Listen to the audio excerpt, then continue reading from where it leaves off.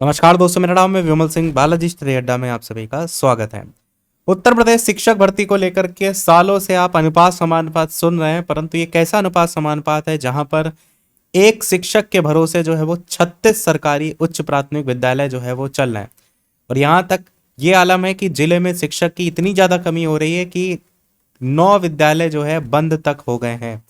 Starting में आपको याद है कि एक न्यूज़ आई थी जहां पर बताया जा रहा था कि विद्यालयों को मर्ज कर दिया जाएगा, उससे जो शिक्षकों के पद हैं और ज़्यादा कम हो जाएंगे। वैकेंसी की वैसे भी सालों से कोई दूर दूर तक बात नहीं हो रही है, तो जो थोड़ी बहुत उम्मीद आगे चल के बनेगी वो भी पद कहीं ना कहीं समाप्त होते हुए नजर आ रहा है।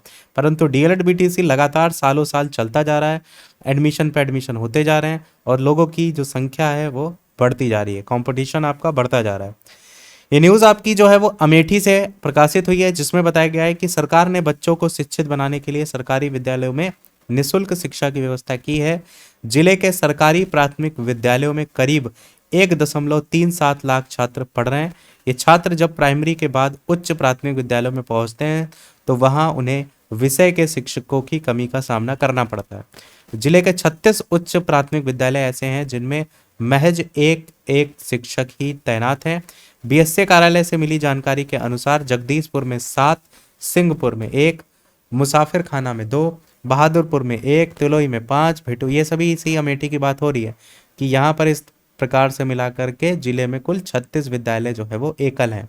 एकल स्कूलों में पढ़ रहे हैं 1632 बच्चे। कक्षा 6 से 8 में हिंदी, गणित, विज्ञान, अंग्रेजी, सामाजिक विज्ञान, संस्कृत, गृह विज्ञान, कला, कृषि विज्ञान मिलाकर 9 विषय एक क्लास में होते हैं। ऐसे में एक शिक्षक एक समय में तीनों जो क्लास हैं उसमें अगर बात करते हैं तो यहाँ पर नहीं पढ़ा पाता है। गणित, विज्ञान और अंग्रेजी जैसे जो विषय होते हैं उनके लिए इस विषय के शिक्षक की जरूरत होती है। अकेला शिक्षक जब छुट्टी लेता है तब भी छात्रों की पढ़ाई और विद्यालय दोनों संचालित करना अलग से चुनौती होता है।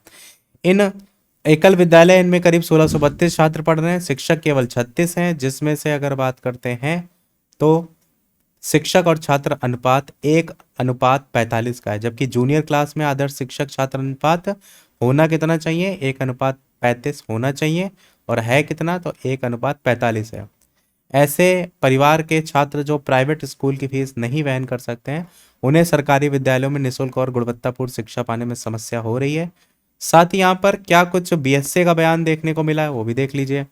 तो संजय तिवारी जी बीएसए के, इन्होंने कहा कि एकल विद्यालयों में ब्लॉक ऑफिसर अन्य विद्यालयों से अनुदेशक और अध्यापकों को भेजकर पढ़ाई की व्यवस्था करवाते हैं।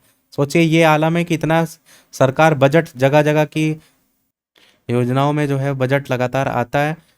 महाकुंभ में ही देखिए कितना कितना बजट है, पर शिक्षा पर क्या हो रहा है, किसी प्रकार का कोई ध्यान नहीं हो रहा। बिहार में आप देख रहे हैं शिक्षा का बजट कितना ज़्यादा बढ़ गया है, कितनी वैकेंसी हो गई है। अब वहाँ पर भी जब से TRE 3 आया है, गवर्नमेंट बदली है, तब से वहाँ पर भी सारा मामला ढीला ढील वाला हो गया है। बाकी यहीं पर यही बताया गया, बंद पड़े विद्यालयों को समायोजन के बाद संचालित करने का प्रयास किया जाएगा। देखिए ये जो समायोजन की बात है इसी का ही विरोध हुआ था और धीरे धीरे आप देखिएगा बिना बताए ऐसे समायोजन हो भी जाएगा। संजय तिवारी बीएस से जो है इनका ये बयान है। बंद हो गए हैं ये 9 स्कूल जिसमें बताया गया है शिक्षकों के न होने से परिषदीय प्राथमिक विद्यालयों में जगदीशपुर ब्लॉक से 1, सिंहपुर में 1, तिलोई से 1, बाजार शुक्ल, इनसे ऐसे कुल मिलाकर के 9 विद्यालय बंद तक हो गए। अब ये देखने वाली बात है कि न्यूज़पेपर में तो लगातार चीज़ें छपती हैं, क्यों नहीं विपक्ष की तरफ से इन सारी चीज़ों को एक सही तरीके से उठाया जाता है। क्योंकि जब विधानसभा सत्र वगैरह कभी होते हैं तो जो बेसिक शिक्षा मंत्री हैं उनका तो हमेशा डायलॉग अनुपात समानुपात वाला रहता है, परंतु विपक्ष इन सब मुद्दों को क्यों नहीं उठाता विद सबूतों के अकॉर्डिंग, क्यों केवल हाँ में हाँ मिला करके चीज़ें आगे बढ़ जाती हैं। क्योंकि वैसे भी इतने साल हो चुके हैं, 2018 में कभी लास्ट भर्ती आई थी उसमें भी चीज़ें कंप्लीट नहीं हुई हैं, उसमें भी लोग धरना लगातार दे रहे हैं, उसकी भी कोई सुनवाई नहीं हो रही है। बाकी आपको क्या कुछ लगता है, कोई उम्मीद है तो कमेंट में बताइएगा, कोई प्रश्न कमेंट में पूछ लीजिएगा, वीडियो लाइक शेयर सब्सक्राइब कीजिएगा। मिलते हैं अगले अपडेट में, तब तक के लिए सभी को नमस्कार, जय हिंद।